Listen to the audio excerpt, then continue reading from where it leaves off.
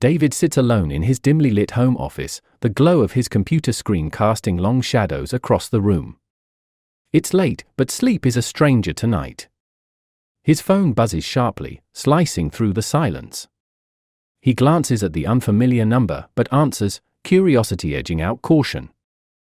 "Hello?" His voice is weary, strained from long hours at work. There's a pause, the kind that prickles the back of your neck.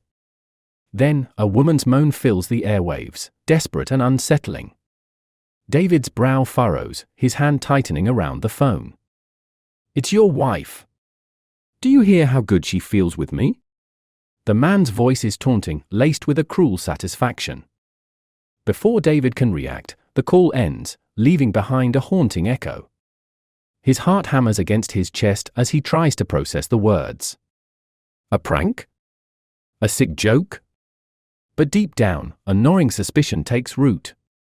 The silence of the night is now oppressive, each tick of the clock a sharp jab to his already racing heart. David's mind races back through the days, the months. Had there been signs? Small, overlooked moments that now blaze like neon warnings in the darkened corridors of his memory. He shakes his head, dispelling the fog of betrayal, and pulls himself up. His computer, once a portal to mundane work emails, now becomes his first ally in the quest for truth. He begins to search, to track down the number, to find any clue that might lead him back to the man on the other end of the phone.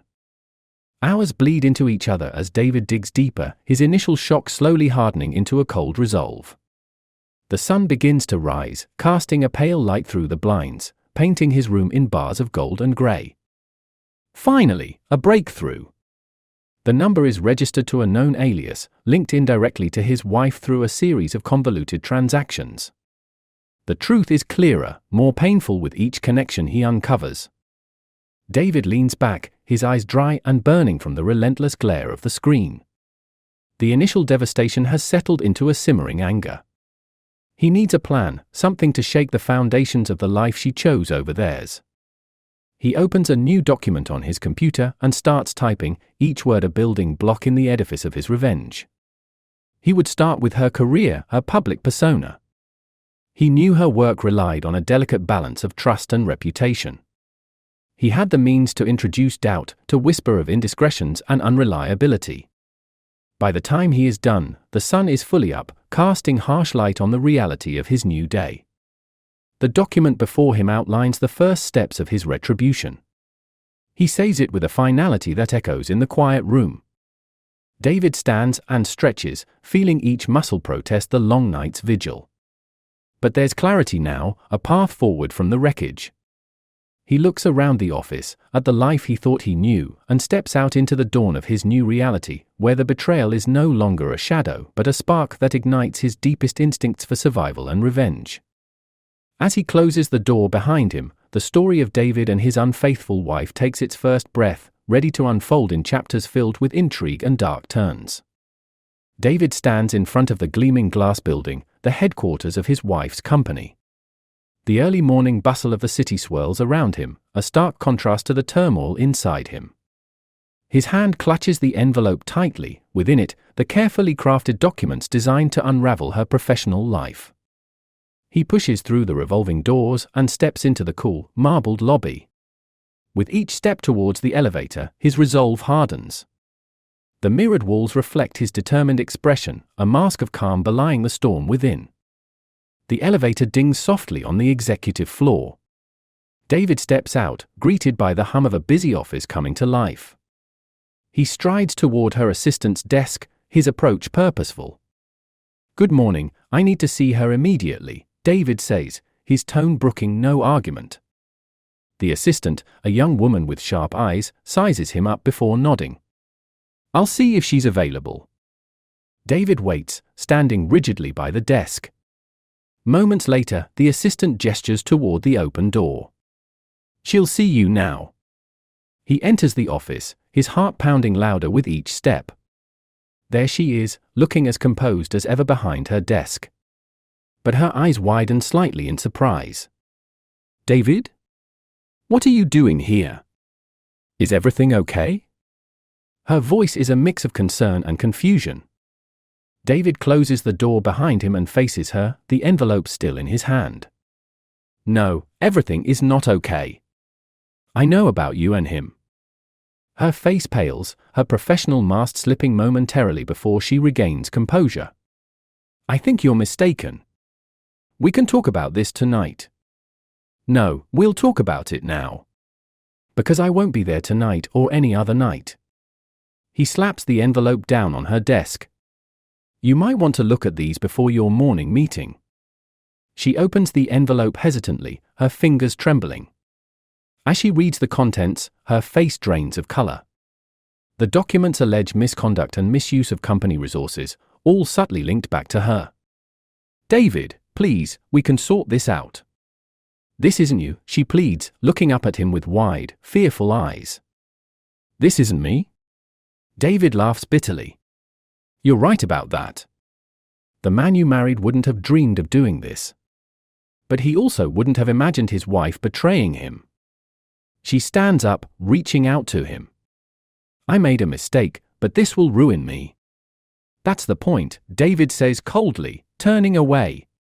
You made your choice, and now you live with the consequences. As he walks out of her office, the sound of his footsteps echoes in the silent tension of the room. He feels a weight lifting, yet the satisfaction is hollow. Retribution has a price, and as he steps back into the elevator, he wonders just how much he will end up paying. The doors close, and David descends, leaving behind the life he once knew and the debris of the one he just shattered. The game has only just begun, and the next moves will determine everything. David's return to his now far too quiet apartment is met with the stark realization that his actions have irrevocably changed the course of his life. The silence is deafening, a grim reminder of his solitude. He throws his keys onto the counter, their clatter a brief disruption to the stillness that now envelops his space. He barely has time to settle in when his phone vibrates, an incoming call from a number he doesn't recognize. With a deep breath, he answers, bracing himself for another wave of chaos. David? It's Mark, from the office. The voice on the other end is cautious but urgent. I heard about what happened today. We need to talk. Mark? Why? What's it to you? David's tone is defensive, his trust frayed to its breaking point. I think I can help you. Or maybe we can help each other. Can we meet? Mark's proposal is hesitant but hopeful. David pauses, weighing his dwindling options. All right. Where? There's a small cafe, the Nook, on 5th. Meet me there in an hour? Fine, David agrees before hanging up. At the Nook, David spots Mark sitting in a secluded corner, a steaming cup in hand. He approaches, his skepticism at the forefront. Mark stands to greet him, his face etched with concern. Thanks for coming, David. I won't take much of your time. Let's cut to the chase. What's this about? David says as he sits down, his eyes fixed intently on Mark. I know what it's like, what you're going through. My sister went through something similar, betrayal. It's why I work where I do now. I can get information, access that others can't. I want to help you navigate this, legally, effectively, Mark offers, his voice low and earnest. David leans back, processing. And what do you get out of it? I get to do the right thing. And honestly, keeping the company clean helps us all, Mark responds, a hint of personal vengeance in his tone. David considers this, the cogs turning. Okay, say I'm interested. What's the first step? We secure evidence. Legitimate, undeniable evidence that what you submitted isn't just conjecture. It protects you from backlash and strengthens your case if it goes legal. David nods, a plan beginning to form. And how do we do that? I have access to emails, transactions, things that aren't easily wiped clean. With your go-ahead, I start digging. Do it, David confirms, a newfound ally in his corner giving him a slight, grim sense of relief. They spend the next hour plotting, detailing steps and contingencies. As they part ways, the evening air feels a bit less oppressive to David. Walking back to his car, his phone buzzes again. This time, it's a text from his soon-to-be ex-wife. "Please, we need to talk. Face to face." David stares at the message, the screen blurring slightly as a multitude of emotions course through him. He types a response, his fingers steady. "Tomorrow. The park by the river. Noon." As he sends the message, he feels the weight of his next steps pressing down. Tomorrow's meeting could be a turning point, for better or worse. He drives off into the night, the city lights streaking past, a reflection of his turbulent thoughts. The battle lines are drawn, and the war, it seems, is just beginning. The park is quiet, a gentle breeze rustling through the leaves as David approaches the designated meeting spot by the river. The calm of the location is a stark contrast to the storm raging within him.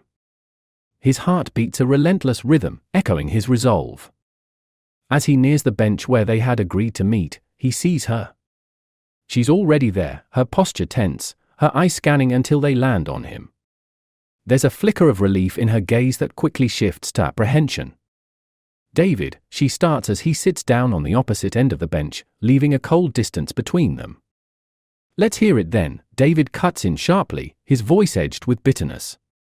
"I was wrong," she admits, her voice shaky.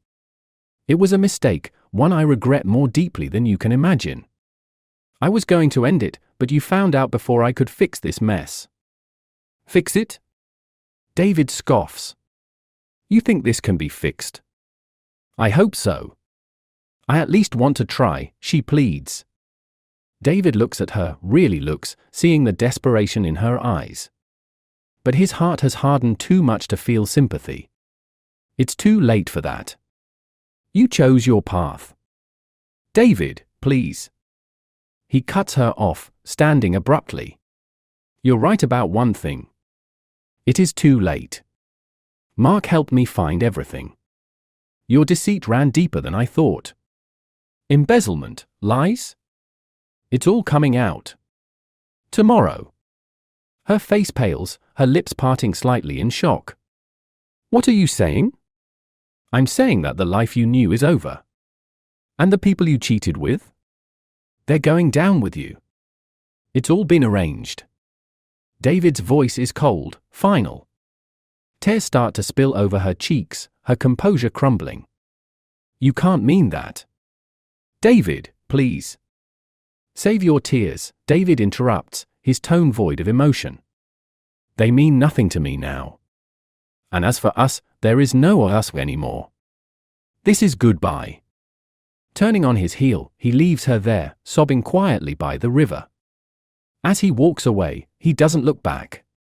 The part of him that still cared, that still felt pain at her betrayal, seals off completely. But the story doesn't end there. The next day, as promised, the evidence is released to the public. Her career, built on years of deceit, crumbles. The lovers, accomplices in her schemes, face their own downfalls, their careers and reputations destroyed. In the aftermath, David watches from the sidelines, his revenge complete. But the satisfaction he had expected feels hollow. He has won, yes, but at what cost? His heart feels heavier, not lighter. Months pass, and David moves on, physically distancing himself from the city that held so many memories. He starts anew, focusing on his photography, capturing images of places untouched by betrayal. Yet, the shadows of his past linger, a constant reminder of the price of trust. In a final twist, as David sorts through old files one evening, he finds an envelope marked with his name in her handwriting. Inside, a letter and a flash drive. Curiosity piqued, he reads the letter, a confession and apology, meant to be found before their final meeting. The flash drive contains her confession, recorded, revealing not just her guilt, but implicating the very people she had wronged with. David sits back, the weight of her words sinking in. It changes nothing, yet changes everything. He had acted on his pain without hearing her out, a reflection of his own betrayal. With a heavy heart, he realizes that his revenge, though sweet, was also tainted. The letter ends in her hand, "I loved you, truly. I'm sorry I proved it too late." David folds the letter, placing it back in the envelope. As he looks out of his new home's window, a sense of peace finally settling over him. He knows some wounds might never fully heal, but they do fade. And life, like his photos, captures light and dark in one frame, forever a blend of both.